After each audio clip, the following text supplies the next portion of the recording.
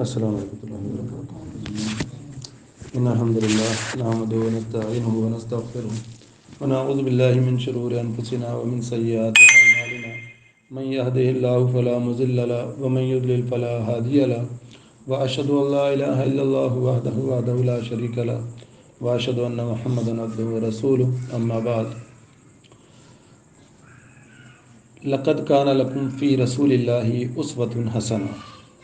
اللہ رب العزت قرآن میں فرماتے ہیں محمد رسول اللہ صلی اللہ علیہ وسلم کی زندگی میں تمہارے لیے بہترین نمونہ ہے۔ ہم نے آج سے انشاءاللہ تعالی محمد رسول اللہ صلی اللہ علیہ وسلم کی زندگی پر بات کرنی ہے، اور ہم کوشش کریں گے کہ ہر جمعے کو بعد نماز عشاء ہم یہ محفل سجائیں، اور اس میں ہم اس بات کو پڑھیں کہ آپ علیہ الصلاۃ والسلام جو کہ کائنات کے امام بن کر آئے، رحمت للعالمین بن کر آئے، آپ ہمارے لیے ہادی بن کر آئے، رہبر اور رہنما بن کر آئے۔ آپ علیہ الصلاۃ والسلام نے ہمارے لیے کیا احکامات دیے، آپ نے کیسے زندگی گزاری، آپ نے کیسے عمل کر کے دکھائے، آپ کی تبلیغ، آپ کے شادی بیاہ، آپ کی رشتہ داریاں، آپ کی کافروں کے ساتھ دشمنی، آپ کے مسلمانوں کی ایک اچھی سی جماعت تیار کرنے کا انداز محمد رسول اللہ علیہ وسلم کی زندگی سے ہمیں ملتا ہے۔ اور محترم بھائیوں، بحیثیت مسلمان کلمہ پڑھنے کی نسبت سے محمد رسول اللہ صلی اللہ علیہ وسلم کی رسالت کا اقرار کرنے کی وجہ سے، محمد رسول اللہ علیہ وسلم کی رسالت کا اقرار کرنے کی وجہ سے ہم پر لازم ہے کہ ہم محمد رسول اللہ صلی اللہ علیہ وسلم کی زندگی کو جانتے ہوں، ہمیں معلوم ہو کہ آپ علیہ الصلوۃ والسلام کی زندگی کیسی تھی، آپ نے اپنی زندگی گزاری کیسے ہے۔ جب ہمیں یہ پتہ ہوگا جبھی تو ہم اس کے مطابق اپنی زندگی گزارنے کی کوشش کریں گے۔ آپ علیہ الصلوۃ والسلام کے احکامات کے مطابق، آپ کے طریقے کے مطابق، آپ نے کیا طریقہ کار اختیار کیا تھا، ان ساری چیزوں پر میں اس پر آپ سے بات کرنا چاہوں گا۔ پہلی بات، جب محمد رسول اللہ صلی اللہ علیہ وسلم کی میں آج بات کروں گا کہ آپ کی پیدائش سے پہلے جو مکہ کے حالات تھے، یہ آپ سارے بھائی جانتے ہیں کہ محمد رسول اللہ علیہ وسلم مکہ میں پیدا ہوئے، لیکن آپ کی پیدائش سے چند ماہ پہلے ایک ایسا واقعہ پیش آیا تھا کہ ابرہہ ایک بڑا لشکر لے کر آیا، اور وہ یہ چاہتا تھا کہ میں خانہ کعبہ کو مٹا دوں گا۔ یمن سے آیا تھا، یمن کا گورنر تھا، اور چاہتا یہ تھا کہ میں اس مکہ کو ختم کر دوں، مٹا دوں اس کو نا، تاکہ لوگ اس مکہ کی عبادت طواف کرنے کی بجائے میرے پاس آئیں اور میں وہاں پر ان کے لیے ایک مرکز بناؤں عبادت کا۔ لیکن ظاہر سی بات ہے اللہ تعالیٰ نے اس کی حفاظت کا ذمہ خود لیا ہوا ہے۔ جب یہ آیا ہاتھیوں کا ایک بہت بڑا لشکر لے کر مکہ کو مٹانے کے لیے، تو اس نے مسلمانوں کے مالوں پر بھی قبضہ کرنا شروع کر دیا، بکریوں کے ریوڑ، اونٹوں کے ریوڑ، گھوڑوں کے ریوڑ، جانوروں کے ریوڑ، اس نے ان پر بھی قبضہ کر لیا۔ ایسے میں ابو عبد المطلب جو کہ آپ کے دادا تھے، وہ آئے اس کے پاس، اور اپنے قبیلے کے سردار بھی تھے، مکہ کے سردار تھے، بڑے معزز تھے۔ وہ آئے، ابرہہ سے ملاقات کی اور کہنے لگے، اے ابرہہ، تو میرا جو جانوروں کا ریوڑ ہے وہ میرے حوالے کر دے۔ تو ابرہہ بڑا حیران ہوا۔ ابرہہ یہ سمجھ رہا تھا کہ یہ آ کر مجھ سے اس بات پر بات کریں گے کہ اب ہمارے مکہ کو نہ گراؤ، ہماری منت کریں گے، ہمارے ہاتھ جوڑیں گے، ہمیں منع کریں گے، ہمارے آگے کوئی ساز باز کریں گے۔ لیکن عبد المطلب کہنے لگے کہ یہ جو مکہ جس کا ہے نا، یہ جو خانہ کعبہ جس کا یہ گھر ہے، اس کی حفاظت کا ذمہ اس نے خود لے رکھا ہے، وہ اس کی حفاظت کر لے گا، یہ بکریاں میری ہیں، مجھے ان کی بات کرنی ہے۔ بہرحال وہ چلے جاتے ہیں، اور اس کے بعد جب ابرہہ آگے بڑھتا ہے، اللہ رب العزت ابابیلوں کو بھیجتا ہے، چھوٹے چھوٹے پرندوں کو، اور وہ آتے ہیں اپنی چونچ کے اندر پتھر لے کر، چھوٹے چھوٹے پتھر لے کر۔ اللہ رب العزت ان پتھروں میں اتنی قوت ڈال دیتا ہے کہ جیسے وہ بم ہوں، اور وہ ہاتھیوں کے اوپر گرتے تھے، ہاتھیوں میں بھگدڑ مچتی تھی، ہاتھی اس لشکر کو کچلتے ہوئے، ایک دوسرے کے اوپر کچلتے ہوئے اور بھاگنا شروع کرتے ہیں، اور جن لوگوں کو بھی وہ پتھر لگتے ہیں وہ ایسے ہو جاتے ہیں جیسے کھایا ہوا بھس، کچرا۔ ایسے جیسے بم سے بندہ مر جاتا ہے، تباہ ہو جاتا ہے، اس طرح کا یہ واقعہ پیش آتا ہے آپ علیہ الصلوۃ والسلام کی پیدائش سے چند ماہ پہلے۔ بعض احادیث میں چند ماہ کا ذکر ہے، بعض احادیث میں تقریباً سال کا ذکر ہے نا۔ بہرحال یہ واقعہ پیش آتا ہے، اور اس کے بعد آپ علیہ الصلوۃ والسلام کے اس دنیا میں آنے سے پہلے جو مکہ کی صورتحال تھی، لوگ برادریوں کے اور خاندانی لڑائیوں کے لیے اتنے زیادہ دشمنیاں تھیں ان میں کہ باپ دادا سے دشمنیاں چلتی تھیں، ایک دوسرے کے خون کے پیاسے تھے، ایک دوسرے کو قتل کرتے تھے، اور ان حالات میں آپ علیہ الصلوۃ والسلام مکہ کے اندر آپ کی پیدائش ہوتی ہے۔ اور جب آپ کی یہ پیدائش ہوتی ہے تو کیفیت یہ ہے کہ آپ کے والد عبداللہ آپ کی پیدائش سے 6 ماہ پہلے اس دنیا سے رخصت ہو چکے ہیں، دار فانی سے کوچ کر چکے ہیں، فوت ہو چکے ہیں۔ جب آپ کی پیدائش ہوئی اور آپ کی پیدائش کی خوشی میں آپ کا چچا ابو لہب، اس کو یہ پیغام دیا گیا کہ تمہارے ہاں بھتیجا پیدا ہوا ہے، عبداللہ کے ہاں بیٹا پیدا ہوا ہے۔ اس خوشی میں ابو لہب نے اپنی جو لونڈی سویبہ، جو یہ پیغام لے کر آئی تھی، خوشخبری لے کر آئی تھی، اس خوشی میں اس نے اس کو لونڈی کو آزاد کر دیا تھا، اس خوشی میں۔ اس کے بعد کی کیفیت یہ ہے کہ آپ علیہ الصلوۃ والسلام کے دادا عبد المطلب آپ سے بہت محبت کرتے تھے، اور انہوں نے ہی آپ کا نام تجویز کیا تھا محمد صلی اللہ علیہ وسلم۔ اس سے پہلے یہ نام کسی کا نہیں تھا، یہ نام تجویز کیا تھا۔ اور پھر آپ علیہ الصلوۃ والسلام کی پیدائش کے بعد مکہ کا ایک رواج تھا کہ مکہ کے اندر جو دیہاتی، مکہ ایک شہری آبادی تھی، اس کے اطراف میں جو دیہاتی آبادیاں تھیں، وہاں ان چھوٹے شیرخوار بچوں کو وہاں پر رکھا جاتا تھا تاکہ وہاں کی آب و ہوا، جس طرح آج بھی ہم کہتے ہیں نا کہ گاؤں دیہاتوں کا ماحول، آب و ہوا بہتر ہوتی ہے شہر کی بنسبت، تو اس وقت بھی یہی سلسلہ تھا۔ تو وہ لوگ کیا کرتے تھے کہ اپنے شیرخوار بچوں کو عورتوں کے حوالے کر دیا کرتے تھے۔ مختلف عورتیں آتی تھیں جو دائی، اور جو اپنے گھروں میں لے جا کر ان بچوں کی پرورش کرتی تھیں۔ اس طرح عورتوں کا ایک قافلہ آیا ان بچوں کو لینے کے لیے، جو ابھی پیدائش ہوئی تھی، شیرخوار بچے تھے چند دنوں کے۔ تو جب یہ قافلہ آیا، اس وقت اس قافلے میں جو بھی خاتون آتی آپ کے گھر پر، اور اس کو یہ پتہ چلتا کہ آپ یتیم ہیں، وہ خاتون آپ کو لینے سے اجتناب کرتی۔ کیوں؟ کیونکہ جس بچے کا باپ زندہ تھا، اس سے ان کو امید ہوتی تھی کہ وہاں سے مال ان کو اچھا ملے گا، اور وہ اس کے بدلے میں ان کے بچے کی پرورش کریں گی، دیکھ بھال کریں گی، اس بچے کو دودھ پلائیں گی، اس کے بدلے میں مال اچھا ملے گا، اجرت ملے گی، اس لیے وہ کرتی تھی، ظاہر سی بات ہے یہ ان کا کام تھا۔ تو سب جو مکہ کے بچے تھے، سب نے ان کو لے لیا، اور ان کو محمد رسول اللہ صلی اللہ علیہ وسلم کو کسی نے بھی قبول نہیں کیا۔ دائی حلیمہ وہ رہ گئی تھی باقی، ان کو کوئی بچہ نہیں ملا، بچے ختم ہو گئے، وہ بھی آئی تھی اس بچے کے پاس، لیکن جب ان کو پتہ چلا تھا بچہ یتیم ہے تو انہوں نے بھی معذرت کر لی تھی۔ لیکن جب ان کو کوئی بچہ ہاتھ نہیں آیا تو اس کے بعد انہوں نے اپنے شوہر سے مشورہ کیا کہ کیوں نہ ہم اسی بچے کو لے لیتے ہیں، بجائے خالی ہاتھ جانے کے ہم اسی بچے کو لے لیتے ہیں۔ اور پھر دائی حلیمہ آئیں اور اس بچے کو، محمد رسول اللہ صلی اللہ علیہ وسلم کو اپنی گود میں لے لیا۔ اور پھر جب یہ قافلہ واپس چلا تو دائی حلیمہ اس قافلے کا جو نقشہ کھینچتی ہیں وہ یہ ہے، وہ کہتی ہیں کہ جب ہم آئے تھے تو میں ایک گدھی کے اوپر سوار تھی، گدھی انتہائی لاغر تھی، کمزور تھی، اور قافلے میں پیچھے رہ جا رہی تھی، میری سہیلیاں آگے نکل جاتی تھیں، وہ رک کر میرا انتظار کرتی تھیں، پھر میں اس قافلے میں ملتی تھی۔ لیکن اس کے بعد جب واپسی کا سفر شروع ہوا تو کہنے لگیں کہ اس بچے کی برکتیں ہم نے دیکھنا شروع کر دیں کہ میری گدھی کی رفتار ان پورے قافلے میں سب سے تیز تھی، اور میری سہیلیاں مجھے بول رہی تھی اے حلیمہ تجھے ہوا کیا ہے کہ تیری سواری اب ہم سب سے تیز چل رہی ہے، اڑی چلی جا رہی ہے۔ بہرحال یہ سارا معاملہ جب دیکھتی ہیں اور اس کے بعد اپنے گھر پر لے کر آ جاتی ہیں، اس بچے کو دودھ پلانا شروع کرتی ہیں، اور کہتی ہیں کہ بڑے شدید مشکل سال تھے، قحط کے سال تھے، غربت کے سال تھے، بھوک کا دور تھا، ہمارے گھر میں کھانے کو کچھ نہیں ہوتا تھا. میرے شوہر بکریاں چراتے تھے، جو بکریاں چرا کے جب لے کر آتے تھے تو ان کے تھنوں میں دودھ نہیں ہوتا تھا. ان کا بیٹا تھا، ایک بچہ تھا جو بھوک سے بلکتا رہتا تھا.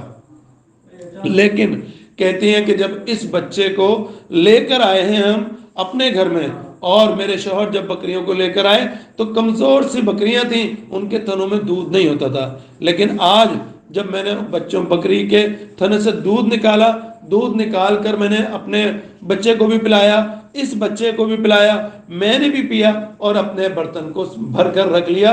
ہم سیراب ہو گئے، اور اس بچے کی برکتیں ہم نے دیکھنا شروع کر دی.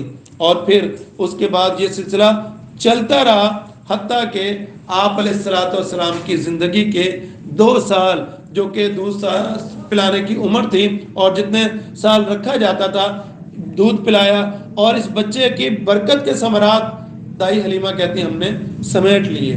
اور ہمیں اور لوگوں نے بھی دیکھا کہ اس بچے میں بڑی برکت ہے، ہمارے گھر میں خوشحالی آ گئی اس بچے کو لانے کے بعد. اور پھر کہتے ہیں دائی حلیمہ کہ جب ٹائم ہوا واپس کرنے کا ان بچوں کو تو ہم بھی گئے اور لے کر گئے. جب بی بی آمنہ کے پاس گئے، آپ کی والدہ کے پاس، تو میں نے ان سے کہا کہ آپ ایسا کریں کہ یہ بچہ ابھی اگر اس کو کچھ عرصہ ہمارے پاس اور رہ لے تو اور مضبوط اور توانا ہو جائے گا.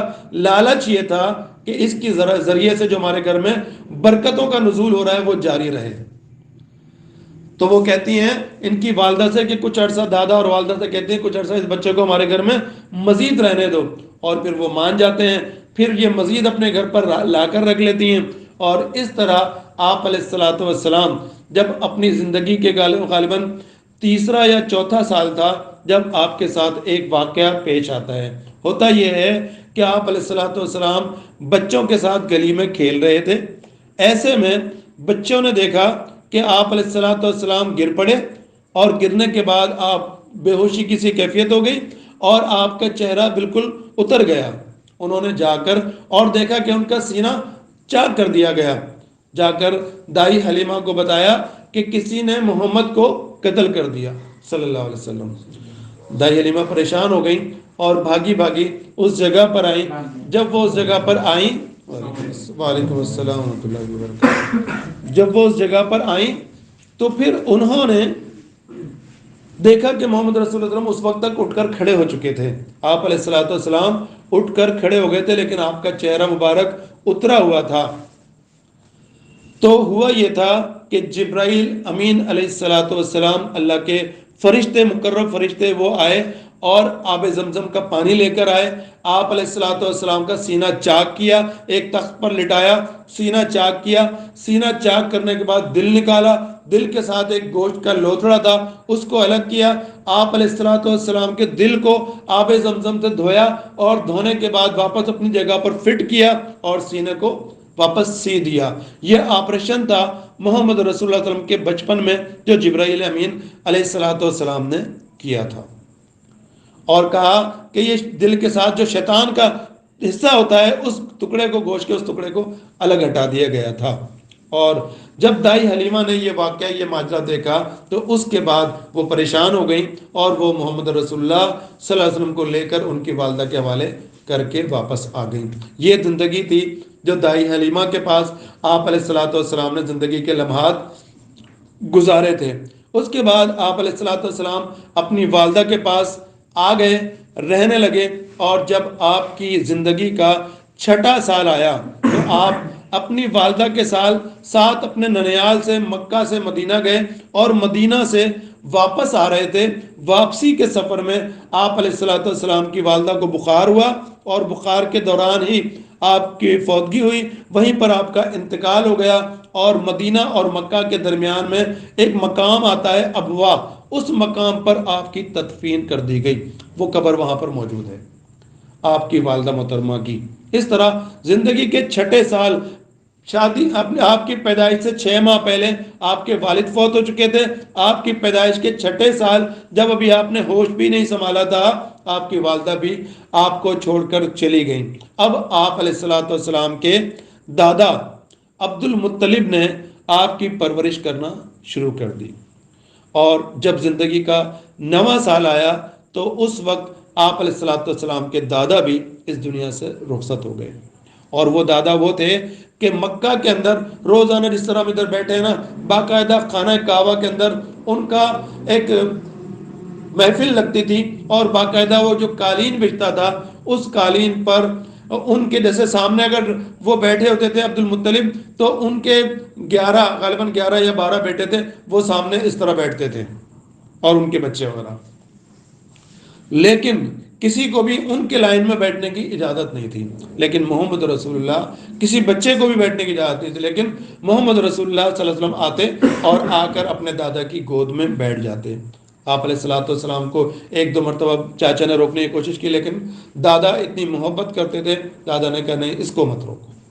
ایک تو یتیم تھے، وہ بہت زیادہ شفقت کرتے تھے، محبت کرتے تھے۔ بہرحال 9ویں سال ان کا بھی انتقال ہو جاتا ہے۔ اس کے بعد مشورہ ہوتا ہے اور ایک فیصلہ ہوتا ہے کہ ان کی پرورش، ان کی تعلیم و تربیت، ان کی دیکھ بھال اب کس کے ذمہ ہوگی؟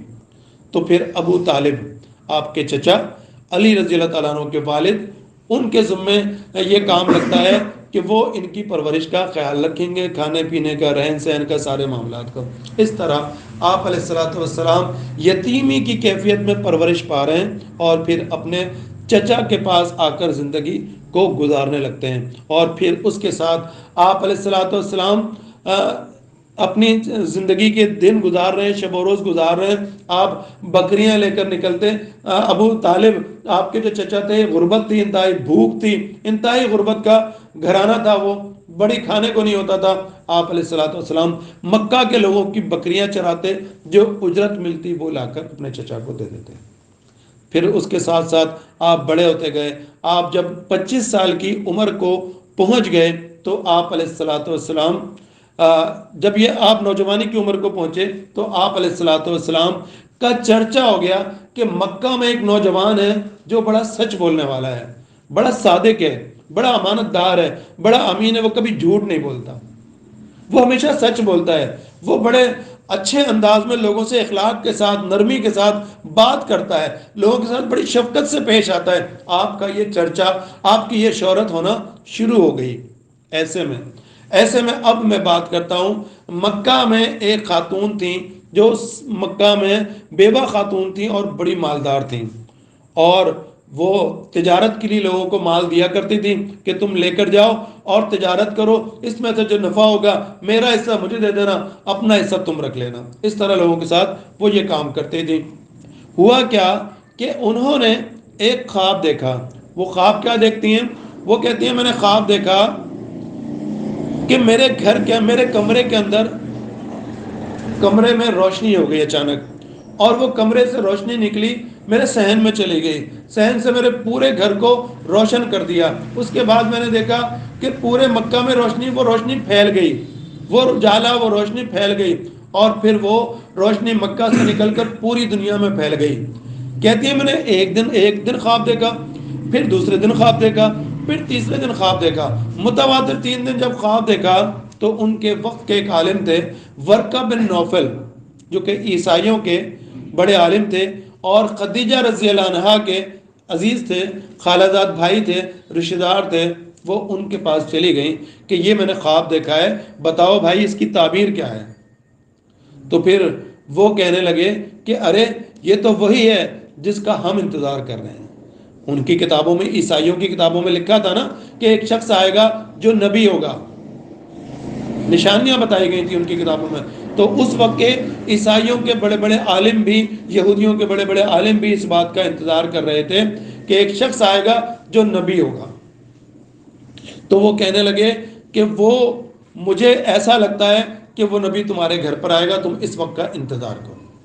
اور پھر اس کے بعد سیدہ خدیجہ رضی اللہ عنہا اس بات کو اپنے پلو سے باندھ لیتی ہیں، اور آپ کا جب چرچا ہوتا ہے تو آپ کیا کرتی ہیں؟ اپنا مال تجارت کا پیغام بھیجتی ہیں کہ میرا مال تجارت لے کر جاؤ، اور جو نفع ہوگا جو تمہارا حصہ تم رکھ لینا، میرا حصہ مجھے دے دینا۔ آپ علیہ الصلوۃ والسلام گئے اور ایک غلام میسرہ، سیدہ خدیجہ رضی اللہ عنہا کا جو غلام تھا، انہوں نے اس کو ساتھ کر دیا آپ علیہ الصلوۃ والسلام کے۔ آپ سفر پہ گئے اور تجارت کی اور تجارت سے واپس آ گئے۔ جب آپ واپس آئے تو مکہ کے لوگوں نے ایک معجزہ دیکھا، اللہ کی شان دیکھی، اور محمد رسول اللہ علیہ وسلم کی رسالت کا مقام اور مرتبہ دیکھا۔ کیا دیکھتے ہیں کہ آپ علیہ الصلوۃ والسلام جہاں جہاں چل رہے ہیں ایک بادل آپ کے اوپر سایہ کیے ہوئے سائبان کر کے چل رہا ہے۔ یہ مکہ والوں نے یہ نظارہ کیا۔ اور پھر جب میسرہ آ گیا اور پھر سیدہ خدیجہ رضی اللہ عنہ کو پورا واقعہ بتایا کہ یہ تو بڑا امانت دار ہے، یہ نوجوان تو بڑا سچا ہے، سچ بول کے سارے کام کرتا ہے، آج تک ایسا میں نے بندہ کوئی تاجر سوداگر نہیں دیکھا۔ سیدہ خدیجہ رضی اللہ عنہ یہ ساری بات سنتی ہیں بڑے اچھے طریقے سے، اور پھر آپ علیہ الصلوۃ والسلام کا چرچا یہ ہو رہا تھا اور یہ بادل والا منظر دیکھ لیا تھا۔ اور اس سے پہلے کا ایک واقعہ اپنے چچا ابو طالب کے ساتھ آپ علیہ الصلوۃ والسلام ایک تجارتی قافلہ شام کی طرف جا رہا تھا جب آپ چھوٹے تھے، اس سے پہلے کا واقعہ ہے۔ جب آپ چھوٹے تھے تجارتی قافلہ جا رہا تھا تو اس میں سفر کے دوران آپ کا یہ قافلہ جا رہا ہے، ایک حجرے سے ایک پادری نکل کر آیا جو کہتے ہیں قافلے والے کہ یہ کبھی نکل کر آتا نہیں تھا، وہ نکلا اور نکل کر کہنے لگا، رسول اللہ صلی اللہ علیہ وسلم کو پہچان گیا اور کہنے لگا اس بچے کو واپس مدینہ بھیج دو، تم اس بچے کو شام نہ لے کر جاؤ، مکہ بھیج دو، اس بچے کو شام نہ لے کر جاؤ، مجھے خطرہ ہے کہ اس بچے کو کہیں یہودی نقصان نہ پہنچائے۔ اور کہتا ہے وہ کہ میں نے دیکھا کہ جب یہ قافلہ آ رہا تھا، یہ بچہ آ رہا تھا، ہر درخت اور ہر پتھر، ہر پہاڑ اس بچے کو سجدہ کر رہا تھا، اور یہ مستقبل کا نبی ہوگا۔ اس طرح آپ علیہ الصلوۃ والسلام کی نبوت کے معجزات اللہ تعالیٰ دنیا کو دکھا رہے تھے۔ بہرحال اس کے بعد سیدہ خدیجہ رضی اللہ عنہ محمد رسول اللہ صلی اللہ علیہ وسلم کی طرف شادی کا پیغام بھیجتی ہیں، اور آپ علیہ الصلوۃ والسلام اپنے چچا ابو طالب سے اس بات کا ذکر کرتے ہیں، اور پھر ابو طالب ان کا رشتہ لے کر باقاعدہ سیدہ خدیجہ رضی اللہ عنہ کے عزیز کے پاس جاتے ہیں، اور پھر یہ شادی طے ہوتی ہے اور ابو طالب باقاعدہ نکاح پڑھاتے ہیں۔ تو اس طرح سیدہ خدیجہ رضی اللہ عنہ کی شادی آپ سے کر دی جاتی ہے۔ اس وقت آپ علیہ الصلوۃ والسلام کی عمر 25 سال تھی اور سیدہ خدیجہ رضی اللہ عنہ کی عمر اس وقت 40 سال تھی۔ اس شادی سے پہلے سیدہ خدیجہ رضی اللہ عنہ کے پاس بہت سارے سرداروں کے رشتے آئے تھے، لیکن آپ نے انکار کر دیا تھا۔ بہرحال یہ شادی ہو گئی، اور اس کے بعد سیدہ خدیجہ رضی اللہ عنہ نے وہ جو خواب تھا نا، وہ خواب آپ کا پورا ہو گیا تھا، آپ آگے، اور اس کے بعد ان کے گھر میں آگے، شادی ہونے کے بعد آپ سیدہ خدیجہ رضی اللہ عنہ کے گھر میں ہی آ کر رہے۔ سیدہ خدیجہ رضی اللہ عنہ چونکہ بڑی مالدار خاتون تھیں، انہوں نے اپنا سارا مال آپ علیہ الصلوۃ والسلام کے آگے پیش کر دیا کہ جیسے چاہیں آپ اس کو استعمال کریں۔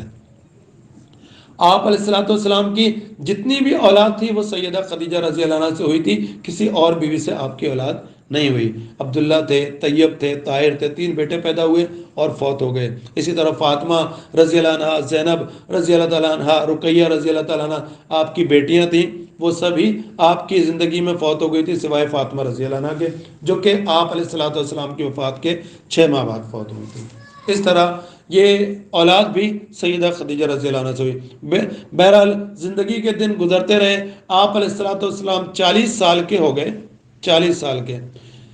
37 سال کی عمر کو جب آپ پہنچے تھے نا تو آپ غار حرا میں جاتے، اور ایک آپ نے سلسلہ بنا دیا تھا، اور اللہ تعالیٰ نبوت سے پہلے اپنے نبی کو تربیت کے مراحل سے گزار رہا تھا۔ 37 سال کے جب آپ ہوئے تو آپ علیہ الصلوۃ والسلام نے غار حرا میں جانا شروع کر دیا۔ وہاں پر آپ جاتے اور آپ علیہ الصلوۃ والسلام آنے جانے والے مسافروں کو، جو تجارتی قافلے گزر رہے ہوتے، جو مکہ میں لوگ مسافر عمرے کے لیے آ رہے ہوتے، آپ علیہ الصلوۃ والسلام کیا کرتے، ان کو کھجوریں اور ستو پیش کیا کرتے تھے، ان کی ضیافت کا اہتمام کرتے تھے۔ اور جب کھانے پینے کا سامان جب ختم ہو جاتا، 10 دن بعد، 1 ہفتے بعد، 15 دن بعد، پھر آپ گھر چلے جاتے، 2-4 دن گھر رہ کر پھر آپ آتے، اور پھر یہ سلسلہ آپ علیہ الصلوۃ والسلام کا اس انداز میں چل رہا تھا۔ اور اس کے ساتھ ساتھ آپ علیہ الصلوۃ والسلام کی عمر جب 40 سال کی ہو گئی تو اب اللہ کے نبی علیہ الصلوۃ والسلام اسی طرح غار حرا کے اندر تھے، عبادت میں مشغول رہتے تھے، اور پھر آپ علیہ الصلوۃ والسلام کے پاس پہلی مرتبہ جبرائیل علیہ الصلوۃ والسلام آئے، اور کہنے لگے، آپ علیہ الصلوۃ والسلام کو کہا کہ پڑھ۔ آپ علیہ الصلوۃ والسلام کہنے لگے میں پڑھا ہوا نہیں ہوں۔ جبرائیل نے آپ کو پکڑا اور اس طرح پکڑ کے دبوچا اور پھر کہا پڑھ. آپ نے کہا میں پڑھا ہوا نہیں ہوں، میں امی ہوں، ان پڑھ ہوں. تیسری مرتبہ پھر جبرائیل علیہ الصلوۃ والسلام نے ان کو دبوچا اور کہا پڑھ اللہ کے نام کے ساتھ، اقرا بسم ربک الذی خلق. یہ پہلی وحی تھی جو آپ علیہ الصلوۃ والسلام کے پاس جبرائیل امین لے کر آئے تھے، اور پھر آپ نے جبرائیل استاد تھے، اللہ رب العزت نے نازل کیا تھا قرآن، اور محمد رسول اللہ صلی اللہ علیہ وسلم پڑھنے والے تھے. پھر آپ نے پہلی یہ وحی، پہلی یہ آیت قرآن کی یہ پڑھی، اقرا بسم ربک الذی خلق، پڑھ اپنے رب کے نام کے ساتھ جس نے تجھے پیدا کیا. یہ پہلی وحی تھی. جب آپ علیہ الصلوۃ والسلام نے یہ پڑھ لیا، جبرائیل واپس چلے گئے. آپ علیہ الصلوۃ والسلام گھبرائے ہوئے تھے، پریشان تھے. آپ علیہ الصلوۃ والسلام جلدی جلدی گھر پہنچے اور کہتے ہیں سیدہ خدیجہ رضی اللہ عنہا سے، اے خدیجہ زملونی زملونی زملونی، اے خدیجہ مجھے چادر اڑا دو، مجھے چادر اڑا دو، مجھے چادر، مجھے سردی لگ رہی ہے. آپ خوف کی وجہ سے سردی آپ کو شدید لگ رہی تھی. آپ علیہ الصلوۃ والسلام نے وہ چادر لی، آپ آرام کیا. جب تھوڑی دیر بعد آپ کا تھوڑا سا ماحول بہتر ہوا، طبیعت سنبھلی، پھر آپ نے سیدہ خدیجہ رضی اللہ عنہا کو یہ سارا ماجرا سنایا کہ آج اس طرح کا واقعہ پیش آیا ہے. چونکہ سیدہ خدیجہ رضی اللہ عنہا کو یہ معلوم تھا کہ آپ کو نبوت ملنے والی ہے. آپ امہات المومنین کیا کہتی ہیں، کہنے لگیں، ام المومنین کہنے لگیں کہ اے اللہ کے رسول، اللہ تعالیٰ آپ کو کبھی ضائع نہیں کرے گا. کیوں؟ آپ بے سہاروں کا سہارا بنتے ہیں، آپ بھوکوں کو کھانا کھلاتے ہیں، آپ بوجھ والوں کا بوجھ اٹھاتے ہیں، آپ یتیموں کے سر پہ شفقت کا ہاتھ رکھتے ہیں. اللہ تعالیٰ آپ کو کبھی ضائع نہیں کرے گا. یہ خوبیاں بیان کر کے کہتی ہیں کہ اللہ تعالیٰ آپ کو کبھی ضائع نہیں کرے گا. یہ پہلی وحی تھی جو محمد رسول اللہ صلی اللہ علیہ وسلم پر نازل ہوئی، اور اس کے بعد آپ علیہ الصلوۃ والسلام نے یہ وحی کا سلسلہ کچھ دن کے لیے، کچھ مہینوں کے لیے رک گیا.